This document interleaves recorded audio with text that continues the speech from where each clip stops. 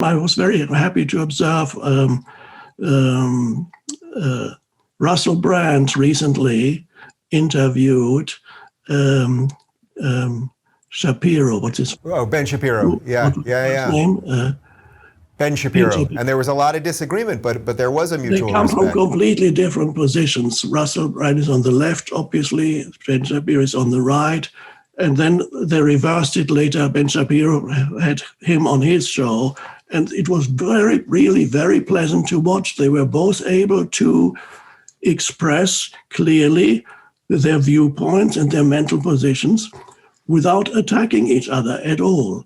So there was an undercurrent of awareness, as I would call it, it is a dimension of consciousness that is extremely important for humans to realize within themselves. Because if you're not aware of what your mind is doing, so there's some separation from the mental position, which is the thought, and who you are.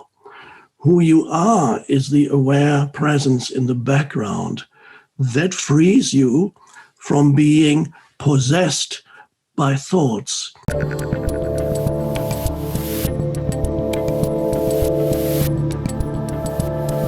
So what's the best way to immunize yourself against that? I mean, I think about that all the time. I try to bring information to people in as honest and decent way as possible. And sometimes I think I'm pretty decent, probably sometimes not so decent. But I have no doubt that I have that veil as well. And I have probable blind spots due to my history or whatever it might be. How do you actually climb out of something if you're unaware of it at some level? Yes, to become aware of one's thinking, there's no easy answer to that. To many people, it happens naturally. For example, it tends to happen sometimes to people on a personal level whose thinking becomes so negative about in other words, the stories they tell themselves. Let's talk about narratives that people have in their heads, in their minds.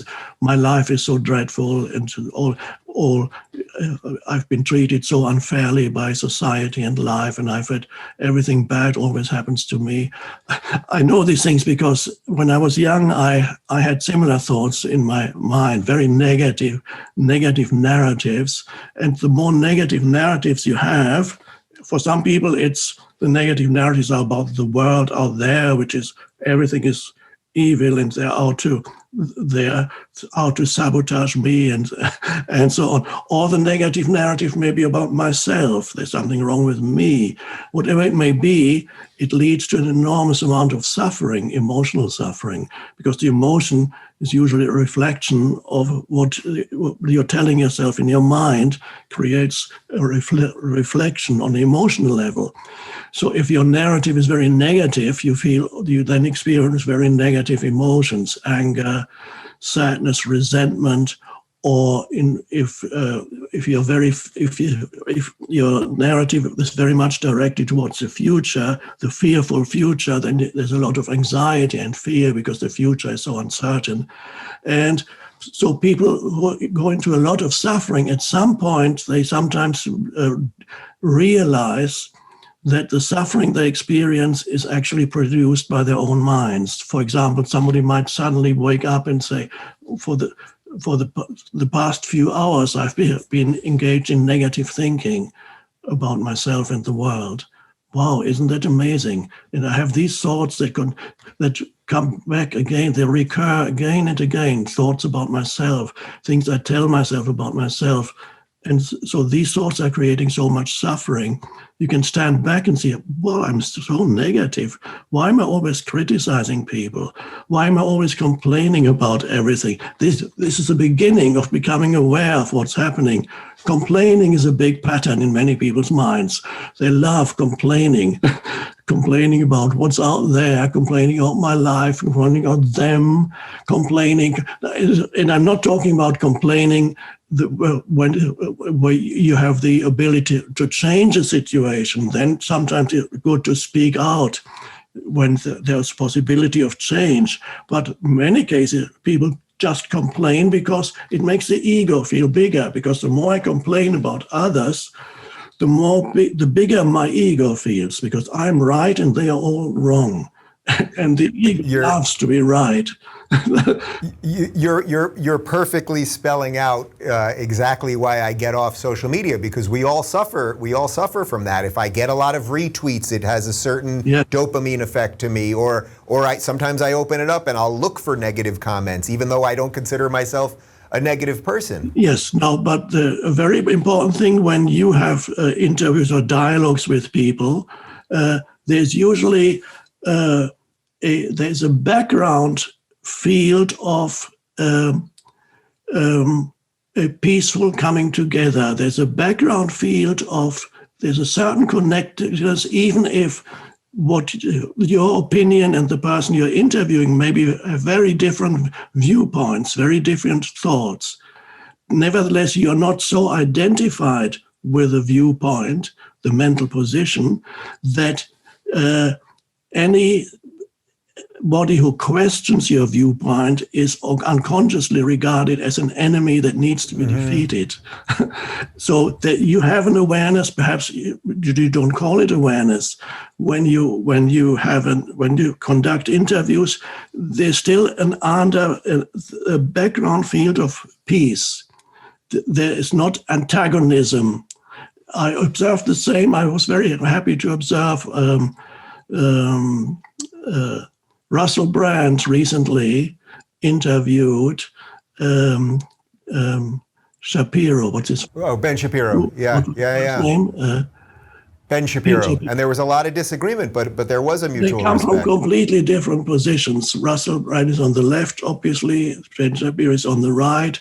And then they reversed it later. Ben Shapiro had him on his show. And it was really very pleasant to watch. They were both able to express clearly their viewpoints and their mental positions without attacking each other at all. So there was an undercurrent of awareness, as I would call it, which is a dimension of consciousness that is extremely important for humans to realize within themselves. Because if you're not aware of what your mind is doing, so there's some separation from the mental position, which is the thought, and who you are. Who you are is the aware presence in the background. That frees you from being possessed by thoughts, by narratives, by mental positions. And so that takes the ego out of the interaction. And then you can have a fruitful interaction. So you don't need to give up your viewpoints or your mental positions, but not be totally identified with it so that anybody who questions it becomes your enemy. It's so interesting because obviously you're not a political beast, but what you're saying here is so applicable to everything that everyone's fighting about sort of politically these days. But I want to ask you one other thing about the state of the world before we move into a little bit of the technology part of this and the off-the-grid sense, which is that I think you know a bit about my story. I used to consider myself an atheist for probably most of my adult life, and I don't anymore for probably about 4 or 5 years. I would say I'm more of a believer now than I've ever been in my adult life. And I think that is connected to my ability to sort of stay sane within a very polarized political time and as someone that puts their opinions out there. And I wonder what you think about that, just sort of what the state of belief is at the moment, you know, when we factor in this last year and a half and lockdowns and fearfulness of a disease and, you know, if I walk outside, this might happen and so on. Yes, it's the belief really should lead to a little bit of a deeper realization. Belief alone is fine, is to believe that your life has a purpose is good, that there is a greater purpose to life than just your personal life, and somehow your personal life needs to be in alignment with a greater purpose that pervades the universe. There is an intelligence that is transcendent to sense-perceived reality, that is beyond that, an intelligence that manifests itself in this world, but is also beyond this world. If you're looking for more honest and thoughtful conversations about spirituality instead of nonstop yelling, check out our spirituality playlist. And if you want to watch full interviews on a variety of topics, check out our full episode playlist. They're all right over here. And to get notified of all future videos, be sure to subscribe and click the notification bell.